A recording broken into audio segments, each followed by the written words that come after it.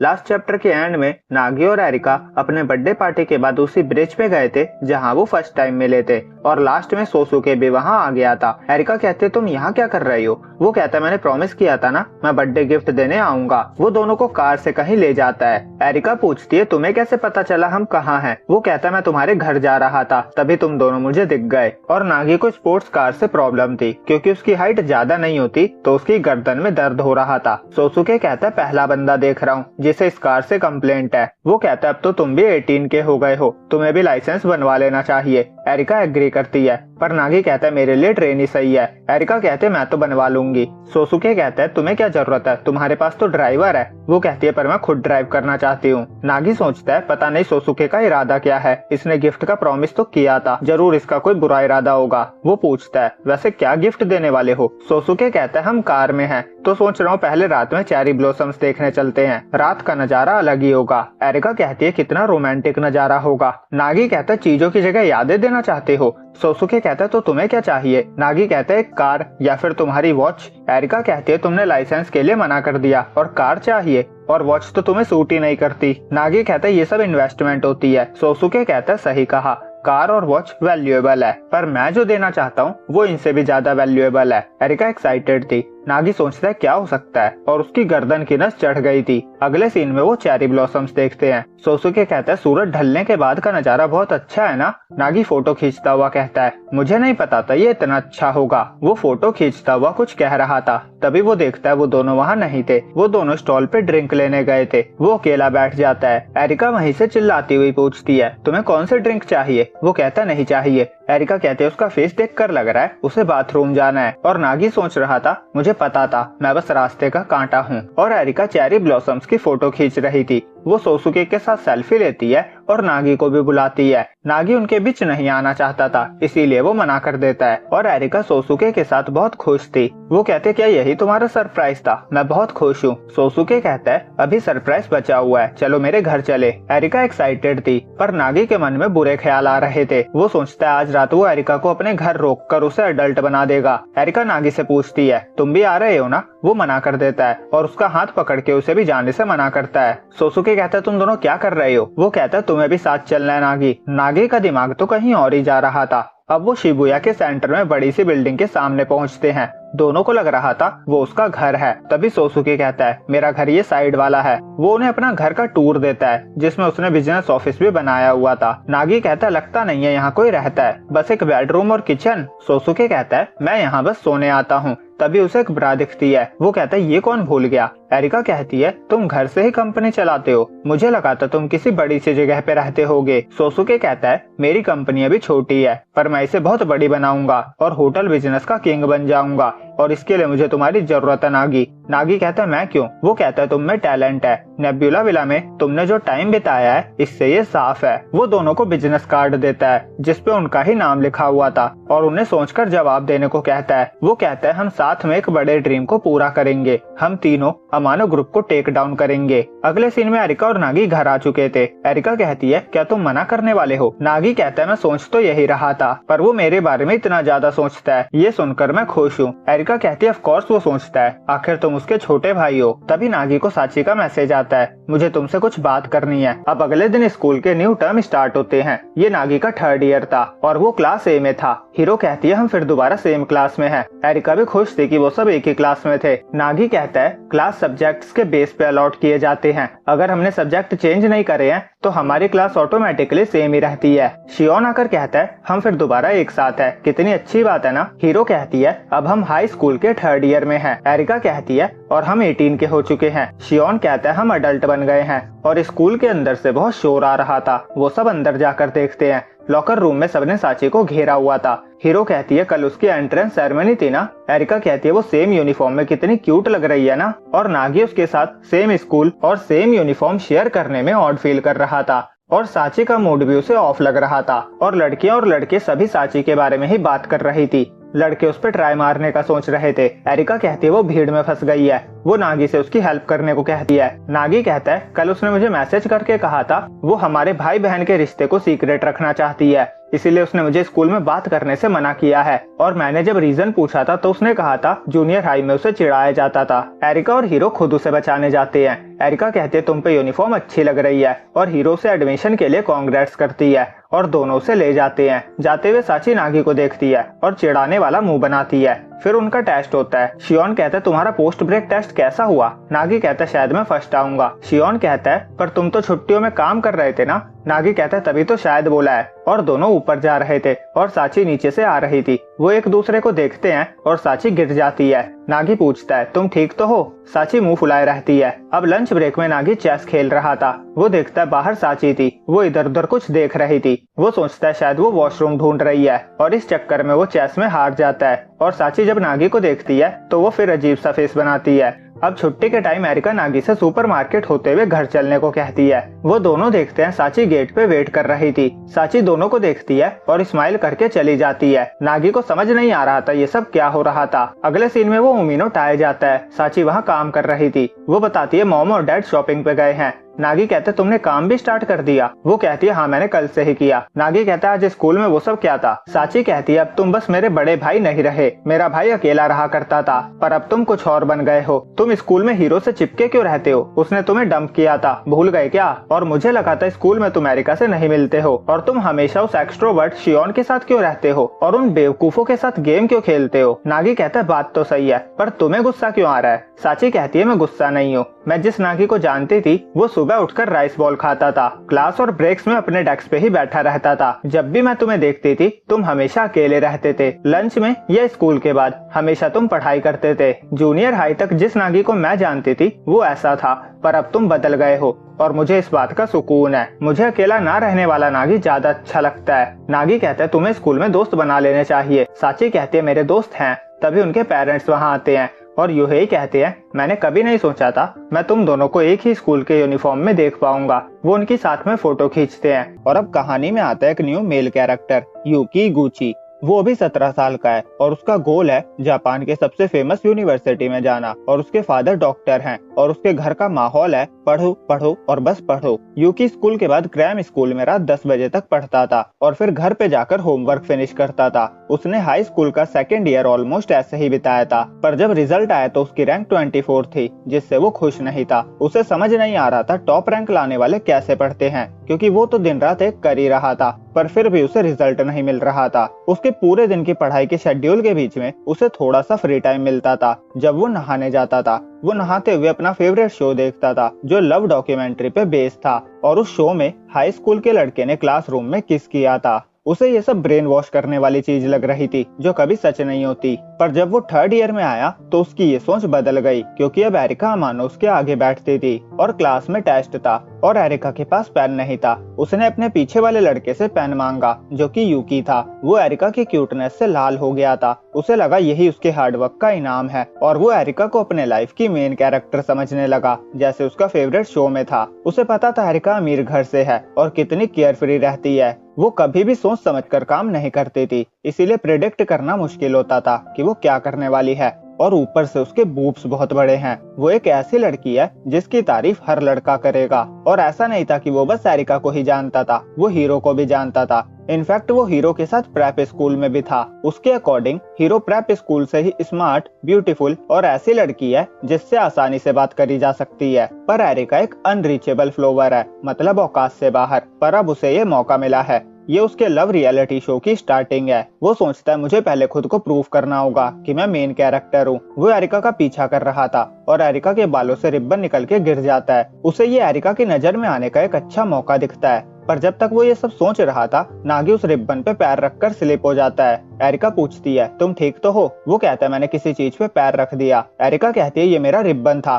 तुमने इसे गंदा कर दिया। वो कहता है मैं धोकर लाता हूँ। और यूकी सोच रहा था मैं लेट हो गया और एरिका का गुस्सा वाला फेस उसे क्यूट लग रहा था। वो चाहता था वो फेस उस पे ऐसे गुस्सा करते हुए दिखे। फिर उसे एक और चांस मिलता है क्योंकि एरिका होमवर्क करके नहीं आई थी। पर एरिका नागी से उसकी नोटबुक मांग लेती है पर यूकी हार मानने को तैयार नहीं था। अगले सीन में एरिका हीरो से पूछती है उसने लंच कर लिया? वो कहती है हाँ और वो स्टडी के लिए लाइब्रेरी जा रही है। एरिका भी साथ जाती है क्योंकि उसे नागी की नोटबुक से होमवर्क कॉपी करना था। अब लाइब्रेरी में नागी थोड़ा लेट आता है क्योंकि वो क्लास ड्यूटी कर रहा था और यूकी लाइब्रेरी में भी उन्हें छुपकर देख रहा था। वो सोचता है किसी ने सच कहा है ब्यूटी अपने आसपास की ब्यूटी को भी खींच लेती है। वो सोचता है अगर मैं एरिका के क्लोज आ गया तो हीरो के भी क्लोज आ जाऊंगा। और हीरो नागी से पूछती है टेस्ट कैसा रहा। वो कहता है मैं सेकंड आया हूँ। हीरो कहती है हाँ तुम छुट्टियों में काम जो कर रहे थे। नागी कहता है फर्स्ट आने वाली अब ताने मार रही है। और एरिका नागी से कहती है ये क्या लिखा है, समझ नहीं आ रहा है। हीरो कहती है सेकंड आने वाले से क्या पूछ रही हो, तुम्हें पहले ही मुझसे पूछना चाहिए था। फिर साची वहाँ आती है और नागी से 500 रुपए मांगती है क्योंकि मॉम उसे लंच के लिए देना भूल गई थी।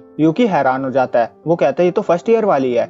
एरिका और हीरो नागी को पैसे देने को कहते हैं और नागी 1000 रुपए देता है। और यूकी को गुस्सा आ रहा था। वो सोचता है नागी का इन सबसे रिलेशन क्या है, हर सुंदर लड़की के साथ यही है। वो कहता है नागी हमारी क्लास का टॉप स्टूडेंट है। उसे याद आता है जब भी एरिका किसी मुसीबत में होती है तो ये वहीं होता है। नागी और हीरो की डेट की अफवाह भी उड़ी थी और ये टीवी पे भी वायरल हुआ था आई के साथ। और अब फर्स्ट ईयर वाली के साथ भी फ्लर्टिंग चल रही है। अगले सीन में वो नागी के सामने जाकर चिल्लाता हुआ कहता है मेन कैरेक्टर मैं हूँ। नागी कहता है तू है कौन। यूकी कहता है एरिका के साथ तुम्हारा क्या रिश्ता है। नागी कहता है मैं उसका फियांसे हूँ। यूकी सोचता है ये कितना स्ट्रॉन्ग है, इसने कितनी आसानी से आंसर दे दिया। और नागी सोच रहा था मैं सरप्राइज हो गया था इसीलिए मेरे मुंह से सच निकल गया। और यूकी कहता है मैं बुरी तरह हार गया हूँ, तुम ही असली मेन कैरेक्टर हो। नागी कहता है हाँ पर तुम कौन हो। अब नागी स्कूल से घर जाता है। उसे आई-चान स्कूल यूनिफॉर्म में घर के गेट पे खड़ी दिखती है। वो उसे अंदर ले जाता है। आई-चान बताती है उसे एक शो में काम करने का मौका मिला है। वो उसे स्क्रिप्ट भी दिखाती है। नागी स्क्रिप्ट देख रहा था तभी एरिका शो का नाम पढ़ के कहती है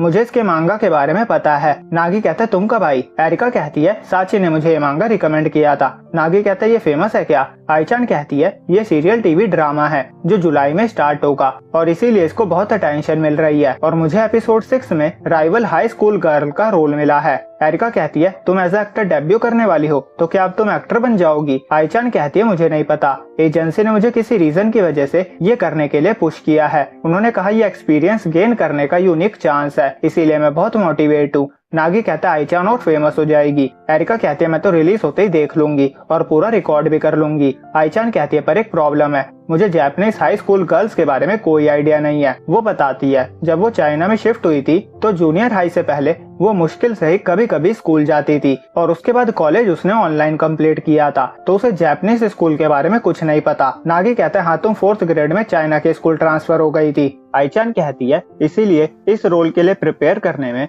मुझे तुम दोनों हाई स्कूल स्टूडेंट्स की हेल्प चाहिए। एरिका कहती है बहुत मजा आएगा, मैं रेडी हूँ। नागी कहता है हम जैसे नौसिखियों का एक प्रो की हेल्प करना ठीक होगा। आई-चान कहती है मुझे अपना कैरेक्टर प्ले करने के लिए हाई स्कूल स्टूडेंट्स की जरूरत है, तुम एज अ रेफरेंस मटेरियल काम आओगे। एरिका कहती है जब तुम्हारे पास स्क्रिप्ट है ही तो हम रिहर्सल कर लेते हैं। और एक्ट करने के लिए वो साची और हीरो को बुला लेते हैं। हीरो रीइंकार्नेट गर्ल का एक्ट कर रही थी और साची उसकी फ्लंकी का। और आई-चान रीइंकार्नेट ट्रांसफर स्टूडेंट थी जो हीरो की राइवल थी। और एरिका डायरेक्टर थी। वो कहती है मैंने बहुत सारे ड्रामा सीरीज देखे हैं, ये काम मुझ पे छोड़ दो। नागी कहता है सिर्फ देखना ही काफी नहीं होता। एरिका कहती है मैं तुमसे तो बेटर ही हूँ, तुम बस वोम्बैट्स की वीडियो देखते रहो। फिर एरिका साची और हीरो से रोल प्ले करवाती है। साची कहती है अब तो तुम्हें स्मार्टफोन मिल गया है, अब तुम्हें दूसरों के फोन में देखना नहीं पड़ेगा। पर हीरो को चैलेंज लेटर भी चाहिए था जो कि मुझे नहीं पता क्या होता है। पर इसके लिए वो जैसे बोल रही थी नागी उसे विलन घोषित कर देता है और हमारे डायरेक्टर के अकॉर्डिंग उसकी एक्टिंग ने आग लगा दी थी।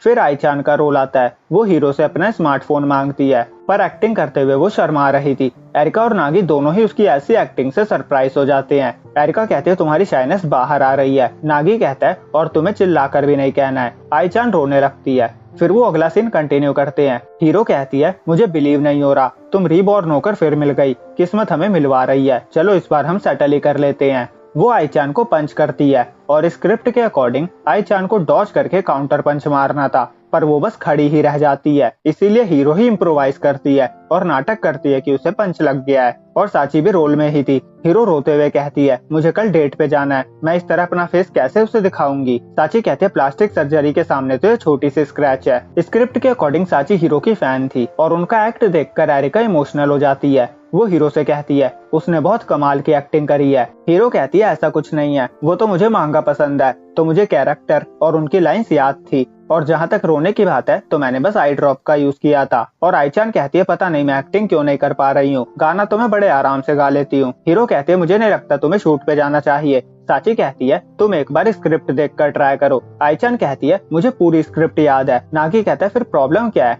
आईचान कहती है क्योंकि मैं अभी भी पूरी तरह से एक्ट नहीं कर पा रही हूँ। नागी को समझ नहीं आता वो क्या कहना चाहती थी। आईचान उसे स्क्रिप्ट दिखाती है। स्क्रिप्ट के अकॉर्डिंग उसे एक लड़के के साथ डेट पे जाना था। वो कहती है पर मैं कभी डेट पे नहीं गई हूँ, इसीलिए वो नागी से रिक्वेस्ट करती है कि वो उसके साथ स्कूल यूनिफॉर्म में डेट पे चले। अब नागी और आई स्कूल यूनिफॉर्म में डेट पे जाते हैं और इस ईयर आई 19 की होने वाली थी, तो उसके लिए यूनिफॉर्म कॉस्प्ले जैसा था और उसे शर्म भी आ रही थी। पर नागी कहता है वो नेचुरल लग रही है, ऐसा लग रहा है जैसे उसने नॉर्मल टी शर्ट पहनी है। आई खुश हो जाती है और उसे उम्मीद नहीं थी कि नागी कभी उसके साथ डेट पे आएगा, चाहे हेल्प करने के लिए क्यों ना हो। इसीलिए उसके लिए एक सपने की तरह था। नागी कहता है मैं जितना भी हेल्प कर सकता हूँ करूंगा। फिर आई स्क्रिप्ट देखती है। उसकी जो डेट होनी चाहिए थी वो 1926 से 1989 के पीरियड जैसी होनी चाहिए थी, तो उसे वैसा ही एक्सपीरियंस लेना था। इसीलिए वो डेट के लिए पुराने टाइम की जगह ही चुनते हैं और वो फोन भी यूज नहीं करेंगे क्योंकि उस टाइम फोन नहीं होते थे। वो एक कॉफी शॉप जाते हैं और सोडा की फिजी बबल्स देखकर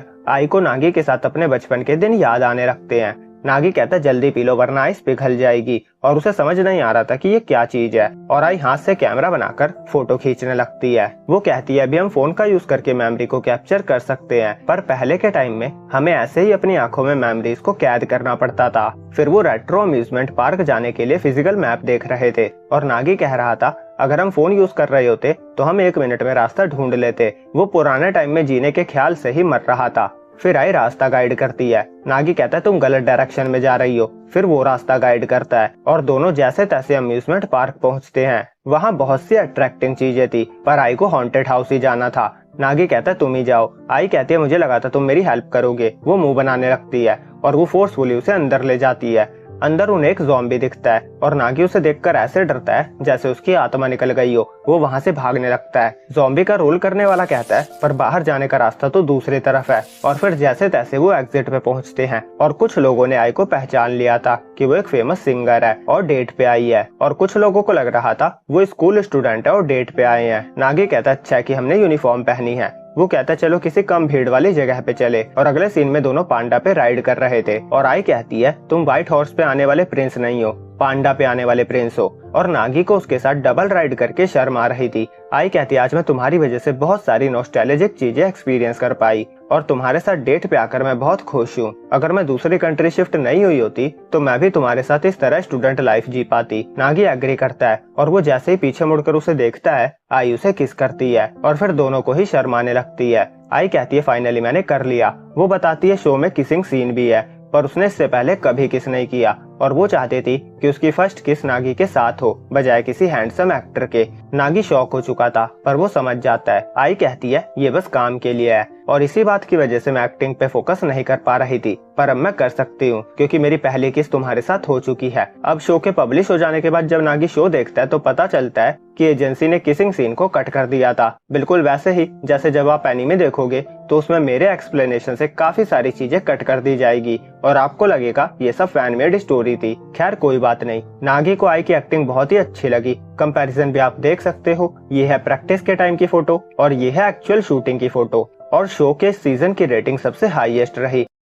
और अब नागी अपने पेरेंट्स को बताता है स्कूल वाले सबको 3 रात की ट्रिप पे ले जा रहे हैं, मतलब 4 दिन हो गए है ना। नामी और योहेई दोनों सरप्राइज हो जाते हैं। नागी कहते हैं इसमें चौंकने वाली क्या बात है। नामी कहती है क्योंकि ऐसा पहले कभी नहीं हुआ। एलिमेंट्री स्कूल में ट्रिप वाले दिन तुम बीमार पड़ गए थे और जूनियर हाई में तुमने जाने से ही मना कर दिया था। वो कहती है पहले तो तुम ट्रिप पे जाने के लिए इतने एक्साइटेड कभी नहीं थे। नागी कहता है ये सिर्फ स्कूल ट्रिप थोड़ी ना है, ये तो हिस्ट्री की चीजों को सामने से एक्सपीरियंस करने का एक मौका है, इससे मुझे बहुत कुछ सीखने को मिलेगा। योहेई कहते हैं स्कूल ट्रिप को तो बख्श दो, ये मजे करने के लिए होता है, स्टडी के लिए नहीं। फिर नागी घर जाता है। वहाँ एरिका पैकिंग कर करके परेशान हो गई थी पर उसकी पैकिंग फिनिश ही नहीं हो रही थी। नागी कहता है तुम इतना सारा सामान ले जाने वाली हो। एरिका कहती है ये 3 रात की ट्रिप है पर मैंने सुना है ट्रिप पे बहुत कुछ कर सकते हैं। नागी कहता है तो तुम भी पहली बार ट्रिप पे जा रही हो। एरिका कहती है ये मेरी पहली स्कूल ट्रिप है पर मैं पहले भी वहाँ गई हुई हूँ। और उसे चिंता हो रही थी कि उसका सामान चोरी ना हो जाए क्योंकि वो सब इकोनॉमी क्लास में जाने वाले थे। नागी कहता है मैं तो साथ ही होऊंगा ना। एरिका कहती है वहाँ पहुँचने के बाद हम शहर घूमेंगे, समुद्र किनारे जाएंगे, फिर कैफे में लंच करेंगे और फिर शॉपिंग करेंगे और सनसेट के टाइम पे अच्छा सा डिनर करेंगे। तुम्हारे पास पैसे तो है ना, वहाँ पे सब कुछ महंगा होगा। नागी कहता है तुम्हें पता है हम कहाँ जा रहे हैं। एरिका कहती है मोनाको, है ना। नागी कहता है हम कोयोटो जा रहे हैं और अगले सीन में सभी स्टूडेंट्स ट्रेन से क्योटो जा रहे थे। बाकी सभी ग्रुप्स एक्साइटेड थे, बस नागी के ग्रुप को छोड़कर। और एरिका की तो हवाइयां उड़ी हुई थी क्योंकि वो तो मोनाको जाने का सोच रही थी। फिर वो कहती है हमें एम्प्टी फूजी देखने को मिलेगा, मैं वो पहले ही बहुत बार देख चुकी हूँ। हीरो कहती है स्कूल वाले हमें मोनाको कभी नहीं ले जाएंगे। एरिका कहते कोई बात नहीं, आखिर ये मेरी पहली ट्रिप है। और शियोन भी खुश नहीं था, वो कहता प्राइवेट स्कूल ओवरसीज ले जाते हैं, मुझे हमारे स्कूल के ट्रेडिशन से फर्क नहीं पड़ता, मैं यहाँ ऑलरेडी 100 टाइम से ज्यादा बार आ चुका हूँ। हीरो कहते हैं मुझे उम्मीद थी कम से कम होकाइडो या ओकिनावा तो ले ही जाएंगे। तभी नागी कहता है टोक्यो की हिस्ट्री उनसे अलग है, क्योटो बेस्ट है। सब चुप हो जाते हैं। नागी कहता है हम सब सारी एक्टिविटीज साथ में करेंगे, कोई अकेला कुछ नहीं करेगा। शियोन देखता है नागी के हाथ में ट्रिप हाईलाइट की 130 पेजेस की बुक थी। एरिका कहती है ये नागी ने खुद बनाई है। फिर वो सब क्योटो पहुँचते हैं और नागी के अलावा कोई भी एक्साइटेड नहीं था और वो उनके ग्रुप का लीडर था। वो कहता है जब तक हम होटल नहीं पहुंचते सबको ग्रुप लीडर की बात माननी है। एरिका कहती है ये कुछ ज्यादा एक्साइटेड नहीं हो रहा है। हीरो कहती है होगा ही, यहाँ बहुत सारी हिस्ट्री की चीजें हैं। और शियोन कहता है मैं स्टडी नहीं करना चाहता, मुझे बीच पे जाकर स्विम सूट्स देखने हैं। एरिका कहती है हम ट्रिप पे आए हैं, हमें कुछ मेमोरीज बनानी चाहिए। हीरो एग्री करती है। फिर नागी का स्टडी सेशन स्टार्ट होता है। वो टेम्पल देखते हैं और नागी सबको उसकी हिस्ट्री बताता है, वो कब बना, उसका ऑफिशियल नाम क्या है। और उस जगह को देखकर एरिका का मूड ठीक हो गया था। वो फोटोज लेती है और वो उस टेम्पल की टॉप बिल्डिंग पे रहना चाहती थी। फिर वो सब आइसक्रीम खाते हैं और शियोन की आइसक्रीम गिर जाती है। फिर वो टेम्पल के आसपास की चीजें देखते हैं और नागी का स्टडी सेशन खत्म होने का नाम ही नहीं ले रहा था। वो स्टोन के इम्परफेक्शन होने के बारे में उन्हें बताता है। ये मिस्ट्री एरिका को भी कूल लगती है और अब उन्हें क्योटो थोड़ा थोड़ा मजेदार लगने लगा था। अगले सीन में सब कैब से होटल जा रहे थे। एरिका खुश थी क्योंकि उसने बहुत सारी अच्छी फोटोज क्लिक करी थी और शियोन भी खुश था, उसने पहली बार क्योटो के आर्किटेक्चर के बारे में जाना था। वो नागी को थैंक्स कहता है पर नागी सो चुका था। हीरो कहते हैं नागी को तो बड़ी जल्दी नींद आ गई। एरिका और शियोन उसे चुप रहने का इशारा करते हैं। फिर हीरो धीरे से कहती है क्या नागी ने खुद अपने आप को लीडर बनाया था? एरिका कहते हैं मैंने उसे देर रात तक ट्रिप के लिए नोट्स बनाते हुए देखा था। और शियोन कहता है मैंने उसे लीडर बनने के लिए फोर्स किया था क्योंकि मुझे क्योटो पसंद नहीं था। वो सब नागी को थैंक्स कहते हैं। हीरो कहती है अभी भी ट्रिप के 3 दिन बचे हैं पर बाकी सभी सो चुके थे। वो कहती है 3 और दिन। अब वो सब होटल में पहुंचते हैं। नागी रूम को देखकर उसका प्राइस गैस करने लगता है और शियोन रूम में बिछे मैट्स पे सोकर मजे ले रहा था। नागी कहता है इसके लिए टाइम नहीं है, डिनर करने चलो। अब डिनर टेबल पे वो सबको डिनर के लिए 20 मिनट देता है क्योंकि अगर वो 20 मिनट में नहाने नहीं जाएंगे तो उन्हें बड़े बाथ में नहाने को नहीं मिलेगा। फिर नहाने में भी वो कंडीशन रखता है, उन्हें बस नहाने के लिए 15 मिनट मिलेंगे।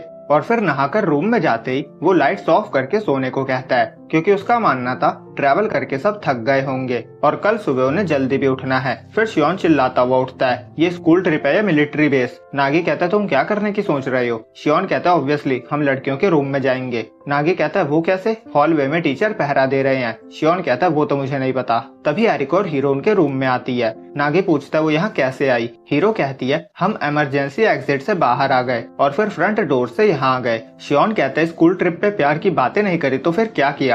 हम एक गेम खेलने वाले हैं, जो हारेगा उसे बताना होगा वो किसे लाइक करता है। नागी कहता है कोई और गेम खेलते हैं पर हीरो कहती है मैं खेलना चाहती हूँ। और एरिका को भी गेम मजेदार लग रहा था। नागी सोचता है अगर मैं हारा तो मैं किसका नाम लूंगा? हीरो ने मुझे डंप किया है और क्या वो किसी और को लाइक करती है? वो कहता है हमें अपनी प्राइवेट चीजें शेयर नहीं करनी चाहिए। शियोन कहता है हारने से डर लग रहा है क्या? वो कहता है मुझे पता था ऐसा ही होगा इसीलिए मैं PS5 लाया हूँ। वो अपने बैग से PS5 निकालता है पर प्रॉब्लम ये थी कि उसके पास बस एक ही कंट्रोलर था तो सबको वही गेम खेलना पड़ता है जो उन्होंने पहले डिसाइड किया था। वो कार्ड गेम खेलते हैं और पहले राउंड में शियोन जीतता है। हालांकि वो जीतने से खुश नहीं था क्योंकि वो बताना चाहता था कि वो किसे लाइक करता है। अगले राउंड में नागी जीतता है। अब बस हीरो और एरिका बचे थे। नागी सोचता है पता चलेगा इन दोनों में से कौन किसे लाइक करता है। वो सोचता है क्या एरिका सोसुके का नाम लेगी और क्या हीरो किसी को लाइक करती है? और शियोन नागी के कान में कहता है तुम जानना चाहते हो मैं किसे लाइक करता हूँ? नागी कहता है मुंह बंद कर। अब अगले राउंड में एरिका जीतती है, मतलब हीरो हार गई थी।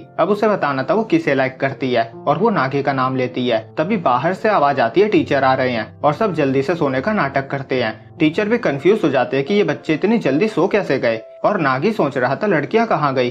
तभी वो अपने ब्लैंकेट में देखता है उसके साथ हीरो थी। अब वो नागी से कहती है जब तक टीचर नहीं जाते चुप रहो। नागी सोचता है इतनी सारी जगह होते हुए भी इसे मेरा बिस्तर ही मिला था। उसे बहुत शर्म आ रही थी और हीरो उसे हिलने से भी मना करती है। नागी सोचता है ये हिलने से मना कर रही है तो मेरे बम को हाथ क्यों लगा रही है, और वो उसके बम को दबा भी रही थी। नागी आगे और पीछे दोनों तरफ से ही पिस रहा था। फिर टीचर के जाने के बाद हीरो कहती है मैंने जो कहा था वो सच था। नागी याद करता है हीरो ने कहा था वो उसे लाइक करती है। तभी आवाज आती है क्या मतलब। नागी ब्लैंकेट हटाता है, उसके साथ एरिका भी थी। वो हीरो से पूछती है तुम्हारा क्या मतलब था। नागी कहता है तो तुम मेरे बम को दबा रही थी। एरिका कहती है तुम्हारे बम मेरे मुंह पे आ रहे थे, ठरकी कहीं के। और हीरो शियोन को सोता देखकर एरिका से अपने रूम में चलने को कहती है। उनके जाने के बाद नागी सोने की कोशिश करता है पर वो नहीं सो पाता। उसके दिमाग में हीरो की ही बात चल रही थी कि वो उसे लाइक करती है। ये जानकर उसे नींद कैसे आ सकती थी। दूसरी तरफ हीरो और एरिका बड़े आराम से अपने रूम में जा रहे थे। वहाँ कोई टीचर पहरा नहीं दे रहे थे और हीरो एरिका से नहाने चलने को कहती है।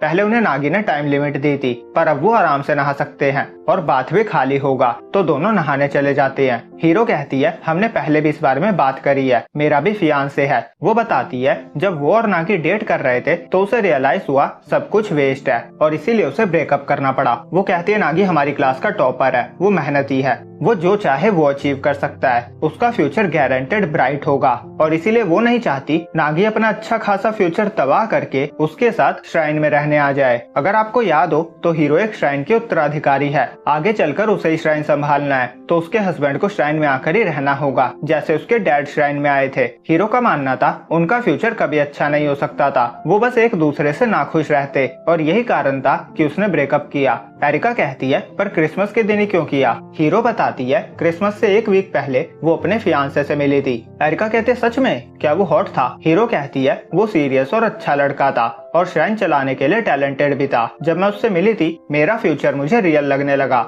मुझे लगता है ये सब टाइम का खेल था कि मैंने क्रिसमस चुना। एरिका कहती है तो तुमने ये क्यों कहा कि तुम अभी भी नागी को लाइक करती हो, क्या तुमने झूठ कहा था। हीरो कहती है अभी मैं जिसको सबसे ज्यादा लाइक करती हूँ वो नागी है तो वो सच था। एरिका कहती है तो फियांसे का क्या। हीरो कहती है तुम समझती हो मैं कैसा फील करती हूँ है ना। एरिका कहती है हाँ शायद, पर तभी हीरो कहती है जो भी हो मैं बस नागी को खुश देखना चाहती हूँ। अब रात को सोते टाइम एरिका तो सो जाती है पर हीरो को नींद नहीं आती क्योंकि वो नागी को याद कर रही थी।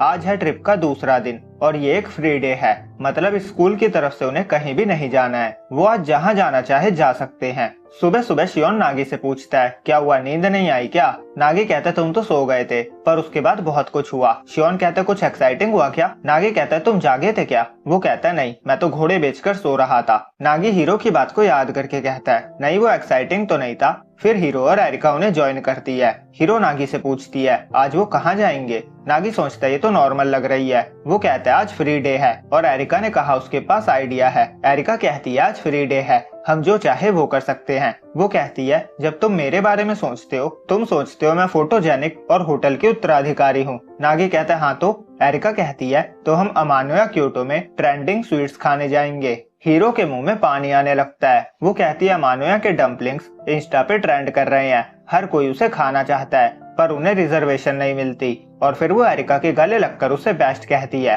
एरिका नागी से कहती है तो कैसा लगा मेरा plan mister group leader. Nagi भी जाने के लिए एक्साइटेड था और शियोन तो एरिका की बताई हर जगह जाने के लिए तैयार था। अब वो टैक्सी पकड़ के निकल लेते हैं और अगले सीन में वो बॉम्बू ग्रोव पे थे। ये एक ऐसे रास्ते का नाम है जिसके दोनों तरफ बॉम्बू ही बॉम्बू थे। एरिका कहती है यहाँ बहुत भीड़ है तो जब तक रिजर्वेशन का टाइम नहीं होता हम थोड़ा घूम लेते हैं। वो ये भी बताती है कि अमानोया कैफे रिजर्वेशन टाइम को लेकर स्ट्रिक्ट है, उसे भी अपने कनेक्शंस का यूज करना पड़ा तब जाके उनकी बुकिंग हुई है। और वो अपना हैंडबैग शियोन को देकर वॉशरूम चली जाती है और हीरो कहती है यहाँ बहुत भीड़ है, हम खड़े नहीं रह सकते। नागी कहता है यहाँ एक ही रास्ता है तो हम आगे बढ़ सकते हैं। वो बॉम्बू को देखते हुए आगे बढ़ते हैं और वो क्योटो के अमानोया कैफे में जाने के लिए भी एक्साइटेड थे। अब वो इस बॉम्बू रास्ते के एग्जिट पे पहुंचते हैं पर एरिका का कोई अता पता नहीं था। नागी कॉल करता है पर एरिका अपना फोन हैंडबैग में ही रख कर गई थी, इसीलिए नागी उसे ढूंढने वापस जाता है। वो उसे ढूंढता हुआ जहाँ से उन्होंने स्टार्ट किया था वहीं पहुंच जाता है पर एरिका उसे कहीं नहीं मिलती। फिर हीरो और शियोन भी वापस आ जाते हैं और उन्हें भी एरिका कहीं नहीं मिली थी। अब उन्हें चिंता हो रही थी कि उनकी रिजर्वेशन मिस ना हो जाए। दूसरी तरफ एरिका कहीं खो चुकी थी, वो दूसरी स्ट्रीट पे आ गई थी और ऐसा हुआ था क्योंकि जब वो वॉशरूम से निकली थी तो लोग उसके साथ फोटोज खिंचवाना चाहते थे। वो पैनिक हो गई और भाग गई। अब उसे प्यास भी लग रही थी, पर उसके पास रुमाल के अलावा कुछ नहीं था। वो वेंडिंग मशीन के पास बैठ जाती है। तभी कोई आकर वेंडिंग मशीन से कुछ पीने के लिए निकालता है और एरिका को देते हुए पूछता है क्या वो खो गई है। सीन आगे पे आता है। वो सोचता है यहाँ बस दो ही रास्ते हैं, तो पक्का एरिका दूसरे रास्ते पे चली गई होगी। वो दूसरे रास्ते पे जाता है और उसे एरिका मिल जाती है। वो उसे डांटता भी है और एरिका उसे उस बंदे की तरफ इशारा करती है और वो बंदा शायद एरिका और नागी के स्कूल यूनिफॉर्म को पहचानता था। वैसे मुझे नहीं पता ये बंदा लड़का है या लड़की। और यहीं पे ये चैप्टर फिनिश होता है। आगे की स्टोरी देखने के लिए वीडियो को लाइक और चैनल को सब्सक्राइब करना ना भूलें।